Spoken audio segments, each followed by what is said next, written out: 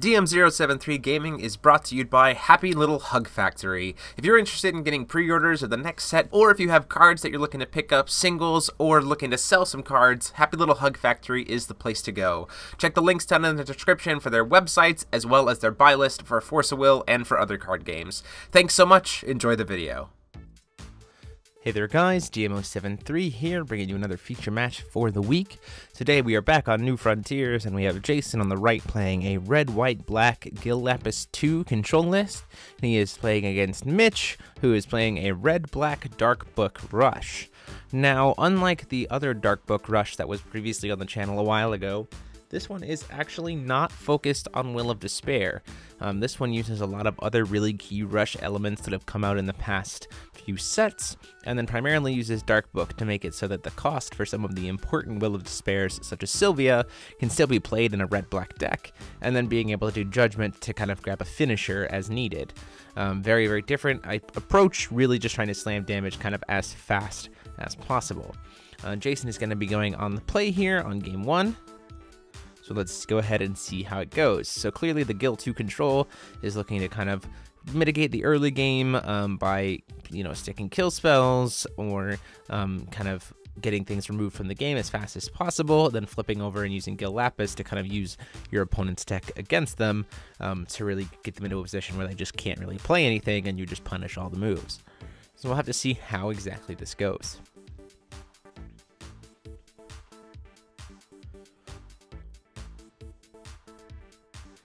You see there already in Mitch's hand, he's got the 1-drop Dark Elf that used to be kind of unplayable, but because of the Nullstone, is much more suitable for Rush.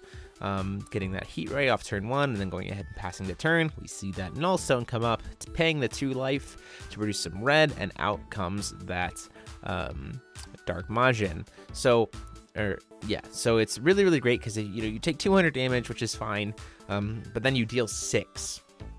So it's this really big trade and a really big body on a turn 1 creature. So it's a little bit of a you pay life to get a good effect off. Seeing that Ebon Home come in, so it's going to go ahead and remove the top card of the game. That looks like maybe a potential magic impact, and we're going to see a Nyarlathotep come in. Mainly just to help put a creature on board to be able to deal with the kind of follow-up play to the Majin Elf. Turn of Purgatory on Mitch's side. See, he's got those red caps, which is another great rush tech, a rush implication, right? It comes in 2-drop swiftness. If they kill it or block it, you get to go grab another one. You can immediately play that other one and just swing it for another 2 damage. Otherwise, you just chip your opponent to death. And with the Majin already on field, Jason kind of just needs to take this damage here, because if he blocks it, right, then he's completely open to take another 8 damage from another red cap swing, potentially even more, as Dark Book has that Energize. Jason already down to 32 just in the first couple turns. Not a good spot for him to be in, especially since he's got to still try to figure out a way to stick things on board. Another Dark Majin comes in. Like I said, he couldn't really afford to block the red cap, paying another 200 life, and now he's got 2 6/6s on the field just like that. Both of which have swiftness, so they can really just swing in pretty safely here. He's going to block the first one with Nyarlathotep. It will die, but at the same time, then he can just swing in for another 6 damage and take Jason down to 26. And then he's going to use his Energize to play the Dark Elf Spy, who at the end of the turn will hit both of them for 100 damage. So also the cool thing about this list is not only is it putting a lot of damage on board very quickly, but it's also this kind of stagnant damage, where if you don't answer it very quickly, you don't, allow the right, you don't get things killed off the board as fast as possible, you're certainly going to be taking this chip damage every single turn, and eventually a single swing from any swiftness creature can just kill you. Especially considering the fact that Dark Book has access to things like Viola, who is a flying 8/8 swiftness creature for only 4 will. So if you get down to that point, even if they have no cards in their hand, they can just play that and swing in and kill do lethal for the game.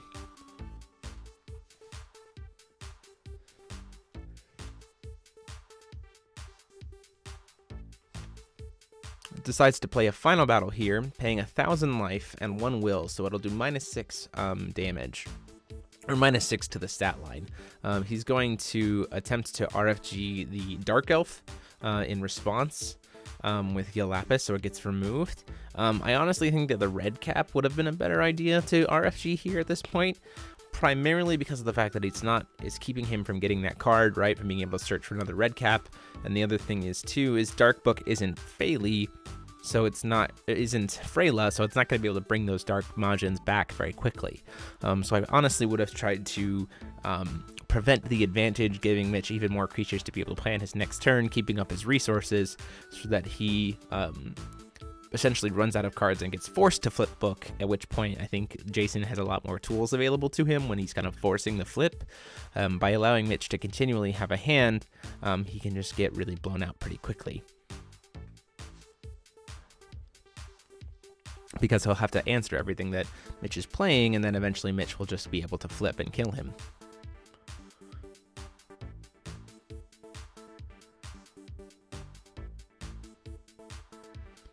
Hitting that Scorched Bales, out comes a Sylvia. This is one of the main reasons why we play Dark Book. It's so that Sylvia doesn't have to worry about getting its costs, don't have to worry about playing green. Separation of Fates is going to come in as he moves to combat to help remove the swiftness from Sylvia, which I think is a smart call. And then Red Cap's going to come in, try to swing. I think this was a little bit of a weird move. I probably would have just played it and forced it to be a threat for next turn, rather than forcing the Nyarlathotep to block. Essentially, Mitch here, sure, he gets to go grab a Red Cap, but he doesn't really mount any pressure. He actually goes -1, and he's tapped out. So at this point in time, Jason is pretty safe with that tap.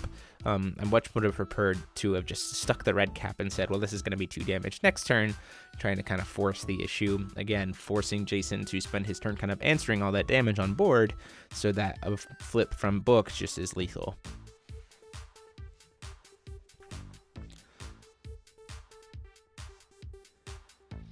Jason's going to pay 4 here. He's going to play the Valentina. The Valentina will get to kill and RFG the Sylvia. So this is the start of kind of the stabilization, swinging for that 7 damage, getting him down to 28. This is a little bit of that stabilization that Jason is kind of hoping to get. Stick this big creature, this kind of tempo play. Next turn, be able to start swinging in, and if he happens to try to serve as a blocker against like a Red Cap or something like that, it's going to get removed.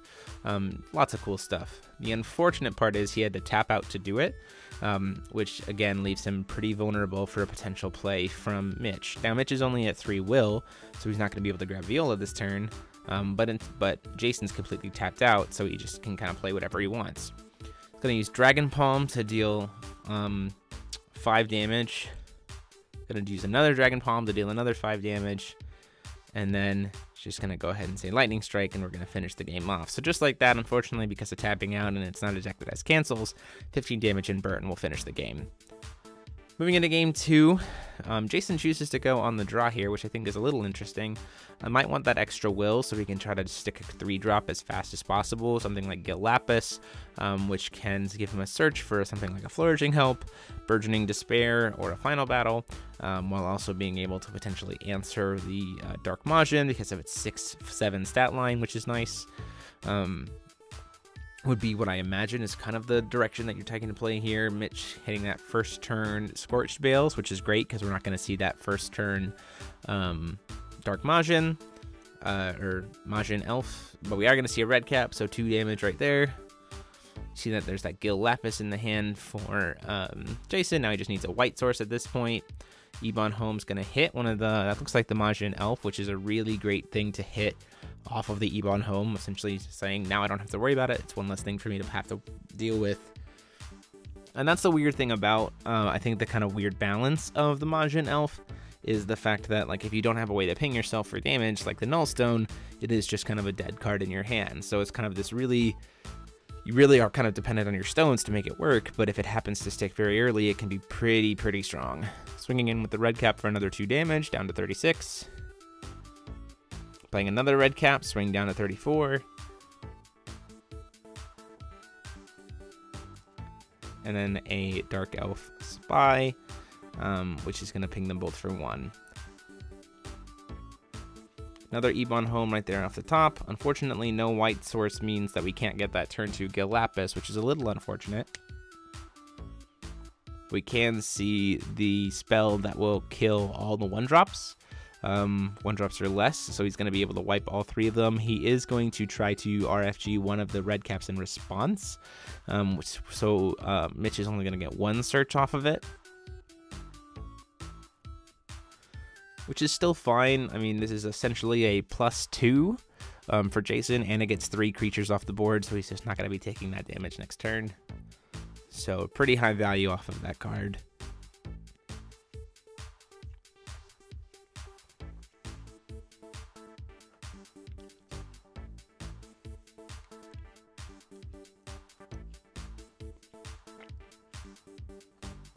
Does have a Flourishing Hope there in hand, so if he gets a white will, there's a potential to start kind of additionally clearing the board that way too, because kind of at worst, Flourishing Hope into Burgeoning can be a 4 will, make your opponent sack 2 creatures. See that red cap that we just saw pull into play, there's a 2 damage there, down to 31. And he's actually going to respond to no blocks and use Blood Boil on it, so it's actually going to be 10 damage. The red cap will die at end of turn, but then he can just search another red cap. So 3 will, 10 damage, gets to go get another red cap. Pretty solid turn for Mitch. Essentially, Mitch is playing a, well, you've seen before, a 2,500 life point game, right? Where if he can get 3 burn spells, or succinctly a 32 life point game to get down to 8 life. At either one of those points, based on what's in his hand, he could just kind of close out the game, especially since Jason's not playing Wind.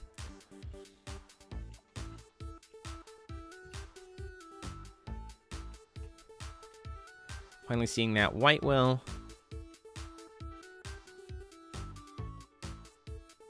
Has to kind of debate here whether or not he wants to use the Gil Lapis.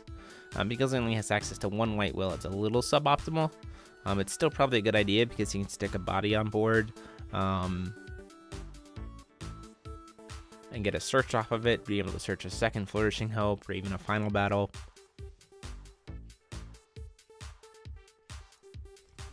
There's the Flourishing Hope there.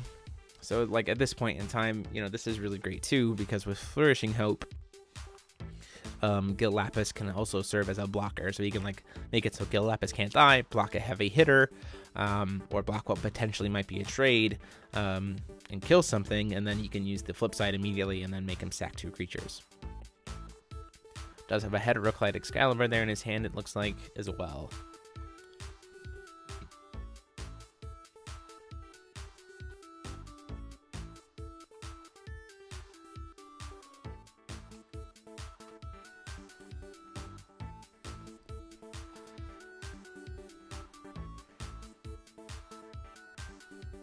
Mitch kind of thinking about whether or not he wants to try to flip here potentially. I don't really know what 3-drop books are really relevant, what 3-drop Will of Despair cards are really relevant here.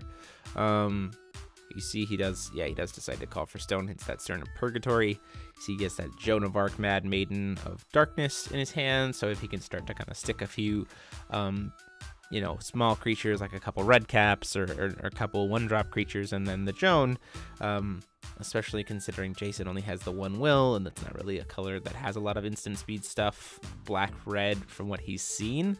If he can stick 2 creatures, like a red cap, takes the 2 damage there, which I think is a little interesting. Does have a Dragon Palm there.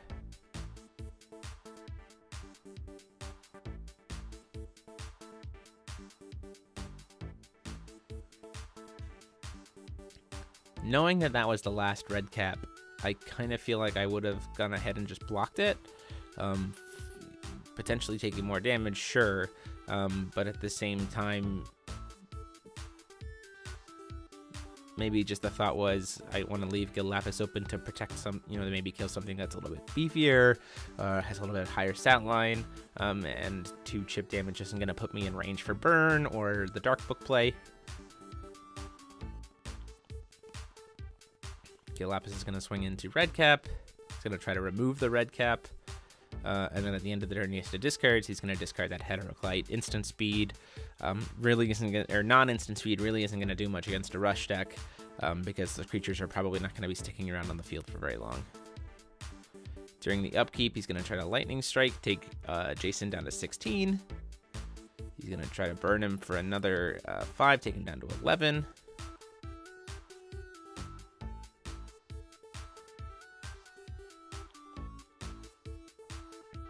go ahead and move to recovery.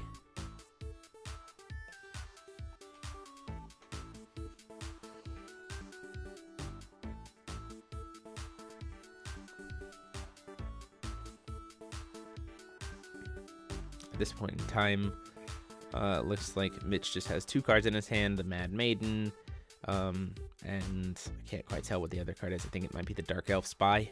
Gonna pay 4, do the Judgment, to try to get out the Viola.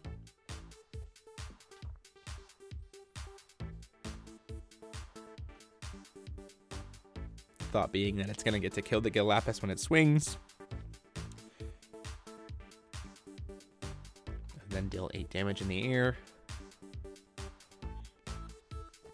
In moving to combat, though, because he's got that will, we're going to see that play that I kind of talked about where he's just going to cast Flourishing Help and then immediately cast Burgeoning Despair, make him sack it. It's 4 will to kill one thing, but it is instant speed, and it keeps him potentially dying to a single burn spell next turn.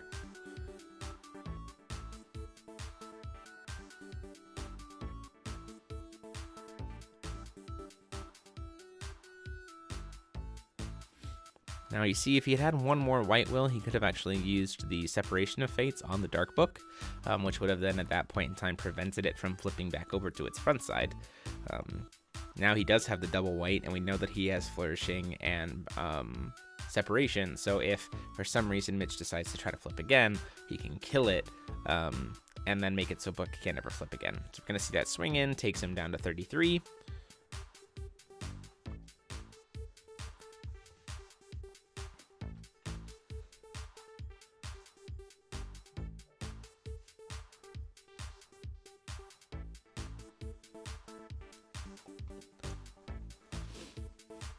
Mitch is in a much worse spot here. He's dealing with a hand full of cards, only 6 will, and he's just got creatures. So there's a potential lot of removals sitting in Jason's hand that could be instant speed, and he's really got to be careful about it. Plays the Spy, says maybe I can take you down to 9 or 10 at the end of the turn. Calls a stone with Dark Book, gets a Purgatory Stone.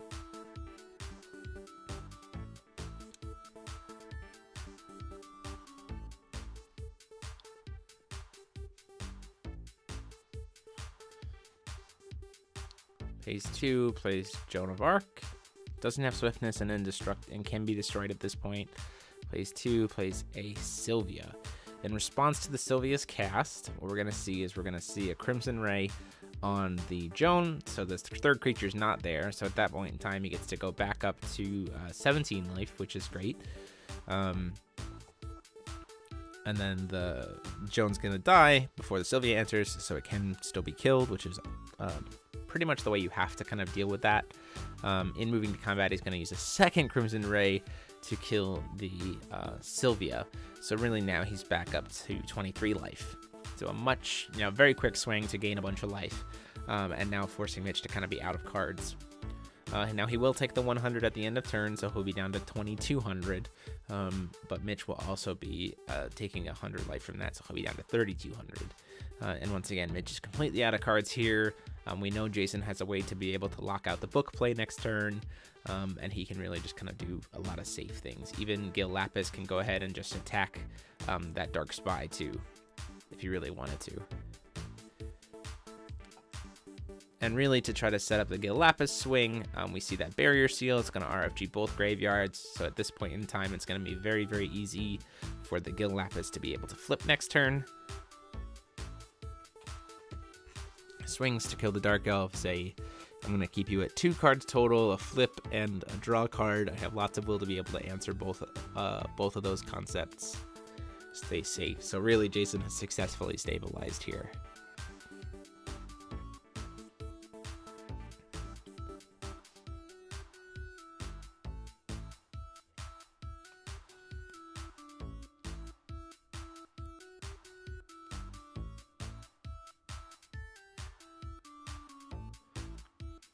Mitch is deciding exactly what he wants to try to flip for, or if he's going to try to also play the card in his hand this turn.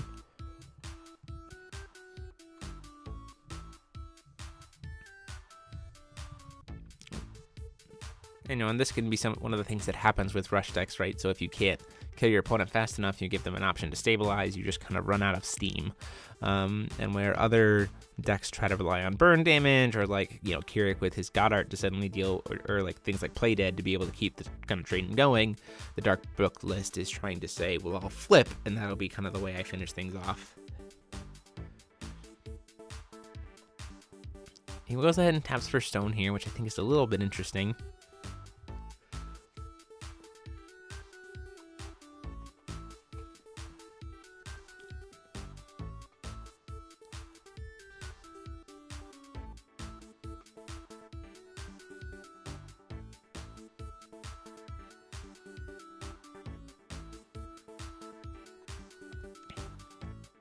Plays the spell to burn the null spell, Callous Blaze, to burn Jason for 8, because it is the last card in his hand, so when he puts it on the chase, it gains the null text. 8 damage to Jason, taking him down to 14.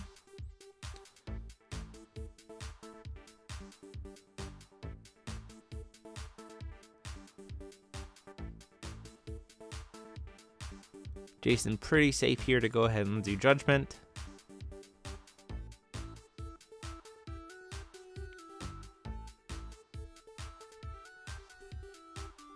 But he decides to call Stone instead, hits that Heaven's Rift, plays Release. Gonna go ahead and grab that Crimson Ray, put it back in his hand, and then draw a card.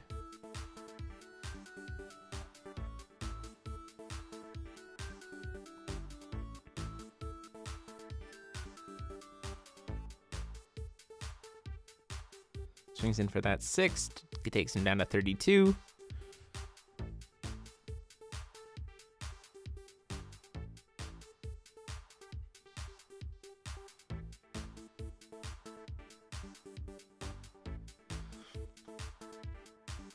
At this point in time, with so many cards, I don't really foresee a way that Mitch can come back. Thinking about what the potential flips are, you'd have to get to, I think it's 7 will for Tamir, or Umir Tawil, or whatever, to get the 3 creatures out of the deck, which might be like a good play, right? But he's 1 will short if it is truly 7. It might be 6 though. He might also not be playing it. The Viola's going to come in. Moving to combat, he's going to do kind of like what we talked about. He's going to Separation of Fates to make it so the Dark Book kind of dies. He's going to cast the Flourishing Hope on his Gil Lapis so that it can't die this turn. And then he's going to pay 3 to cast the Burgeoning Despair, immediately forcing him to sack the Viola. But because the book has lost all of its abilities, it won't be able to flip back. So at this point in time, he's completely locked out from his side deck and being able to grab other Will of Despair creatures.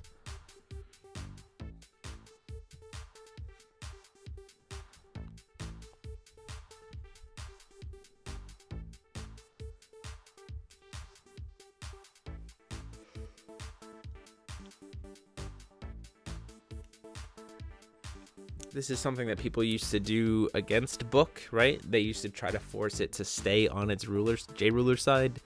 This could be done by things like playing Dawn of the Earth in response to the Judgment to make it so the creature never enters, so Book can never flip back. Lots of other things. He did happen to draw the Sylvia there, so he gets to swing in for the 6 damage, taking Jason down to 8.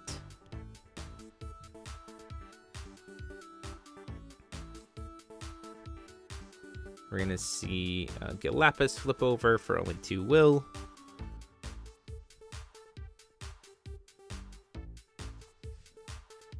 Because of how many cards that Mitch has removed from the game. And then we're going to see for 4, we're going to see the Flying Swiftness 4-drop Blazer. And so between the 3 of them, with making sure to remove some cards to give Swiftness and Flying to Gil, and the Gil on the ground, it's actually 26 damage exactly for lethal. So Jason stabilized, pulled it out, and then we go to game 3. Mitch deciding to force Jason to be on the draw. I think probably his hope is maybe this time he can stick the turn 1 stone, stick it the null stone, stick some Majins very early, get a lot of really high damage in, and then finish out the game with burn just like he did in game 1.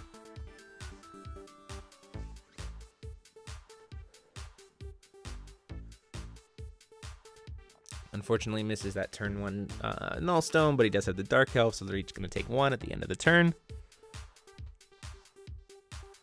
Jason seeing some Light Will off the top. Plays Thought Control to say, let's go ahead and peek and kind of start controlling your hand a little bit. Final Battle, probably not something that the Rush player really needs. The Blazer can be brought back from the graveyard. The Sylvia is definitely the thing that gets hit. It's more on curve, it stops blockers. It's a lot more of a problem for the early game for Jason than dealing with the other cards that aren't super relevant at this moment. Drawing for turn.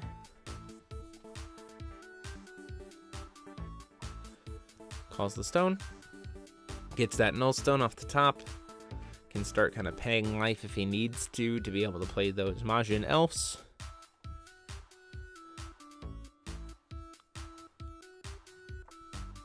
Plays the Joan of Arc, swings in for 4, takes him down to 35.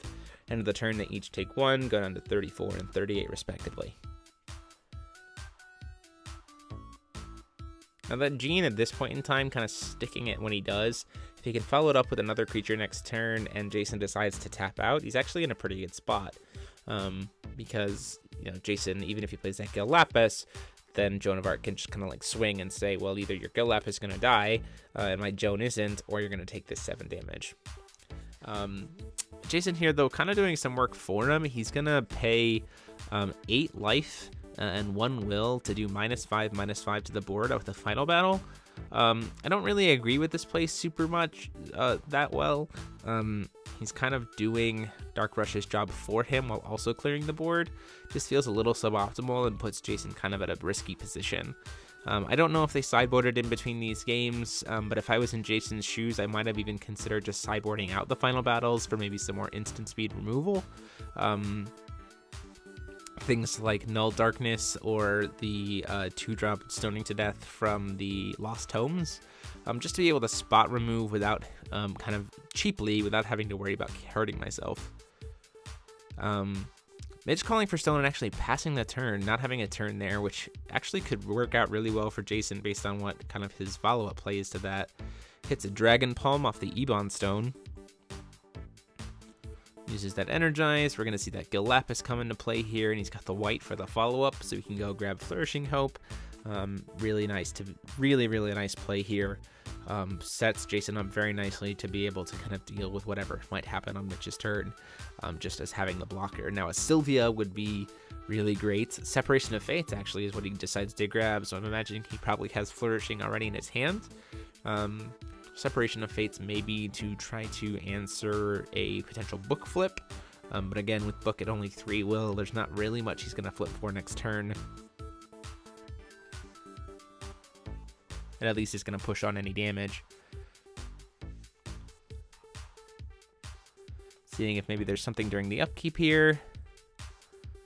We're going to see 5 damage from a Lightning Strike, down to 21. And recover.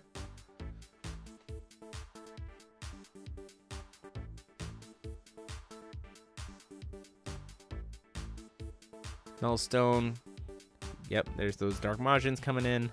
Pays the 2 life. Gonna try to move into combat. Separation of Fates to remove it, or thinking about it. To remove the swiftness. If I'm Jason's perspective, knowing that I have the Gil Lapis there, I probably just let the Majin come in, right? So if it swings, I can just block exactly just like that.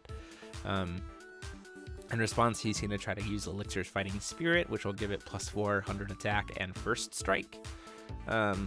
This is one of the reasons why I think that grabbing the Flourishing Hope might have been better.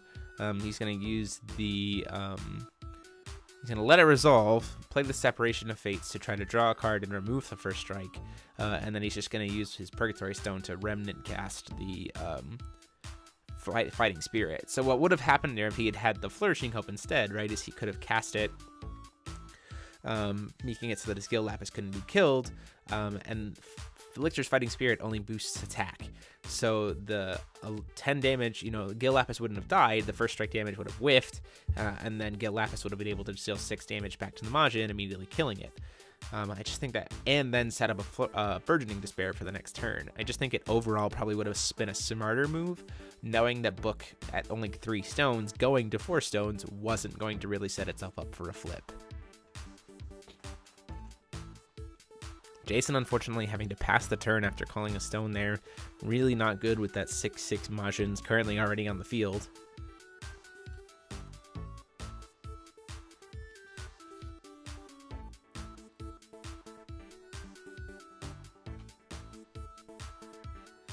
Paying 4, we see the Blazer.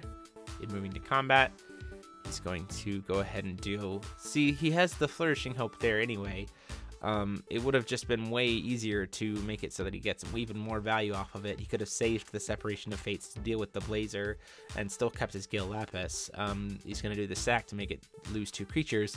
But then Mitch can just call a stone here and potentially have a 1-drop to be able to follow it up with, especially knowing that it's a null stone. He can play that dark, you know, if he had another Majin, it could have been played and dealt 6 damage. They're each going to take 1, so Jason's down to 20 at this point.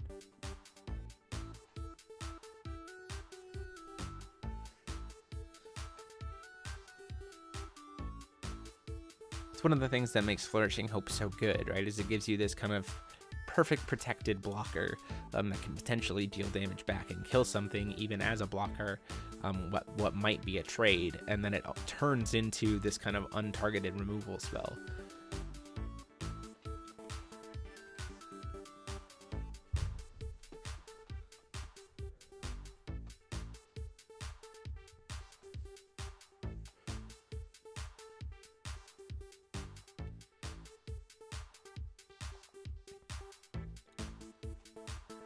Phase 1. Thinking about using the Heteroclite Excalibur here, which I think would be a mistake, going down to 15 life, knowing that Dark Book can just suddenly hit him in the air for 8. Definitely wouldn't have felt good. There's another Separation of Fates.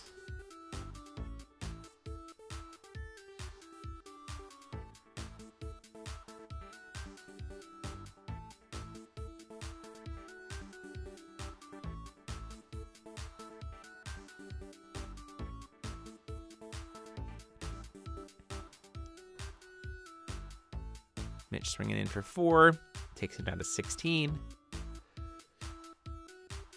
Already putting him well within that burn range.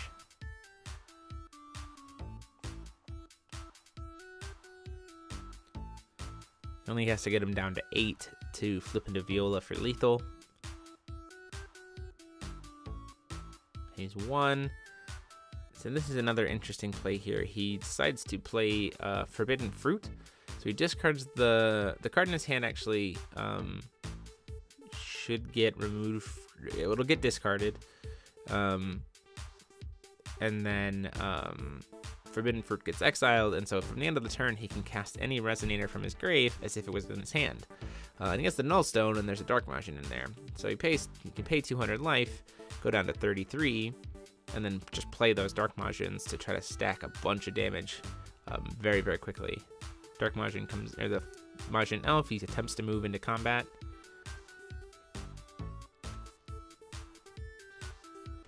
We see another Flourishing Hope Burgeoning Despair combo here. It's very expensive, but it is going to get the 2 creatures off board. They'll both get removed from the game.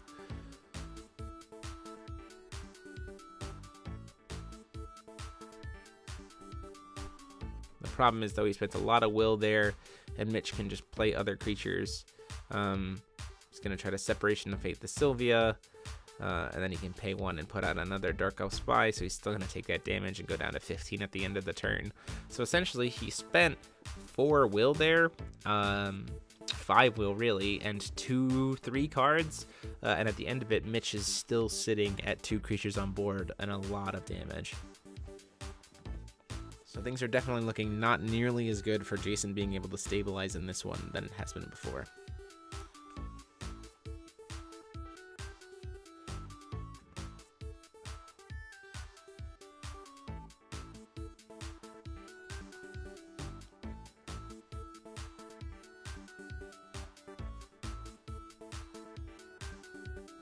The Riula there in his hand, not really going to do much.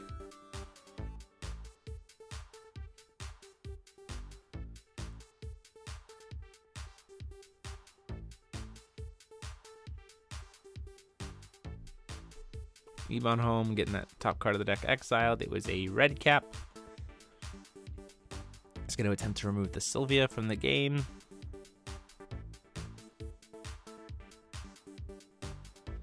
Paying 2 life, and all of his will takes him down to 13. And final battles. Tapping out here and doing it this way is very, very risky. This puts him at a literally a burn spell and a dark book flip from lethal, and he's completely tapped out. Even if I'm in Mitch's case, I probably actually just go ahead and do the dark book flip here so that it's a safe way to pull out Viola. Or again, if he had a little bit more will, he could play Tamir, grab a 1-drop and a 2-drop and a 3-drop all with swiftness, and probably just kill outright, knowing that he's got Dark Motion and Sylvia has 1-drops and 2-drops.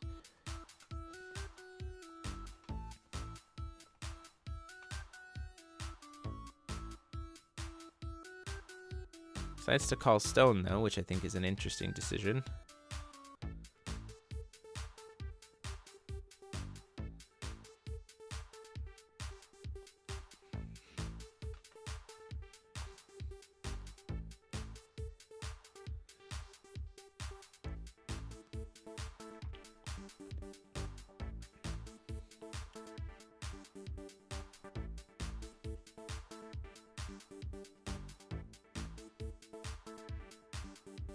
Try to see what that card is in his hand, whether or not it's a relevant enough card.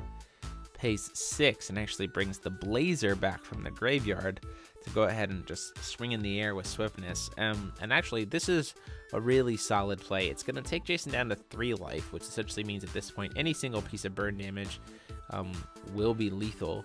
And then it'll die at the end of the turn because there's nothing for him to remove from the game.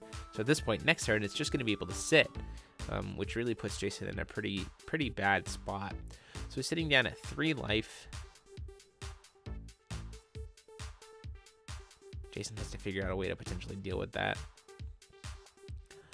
Casts the card to try to look at his hand and remove that card from the game. It happens to be a Dark Majin. So that surprises me. If it is truly that that Elf Majin, maybe Mitch didn't realize that he had enough will to be able to do both, but he actually could have just done lethal that turn that way, paid 200 life, played that, swung in for 6, flipped Viola, swinging for 8, lethal. Gil Lapis is going to swing in, or is going to at least get flipped. There's enough cards removed at this point.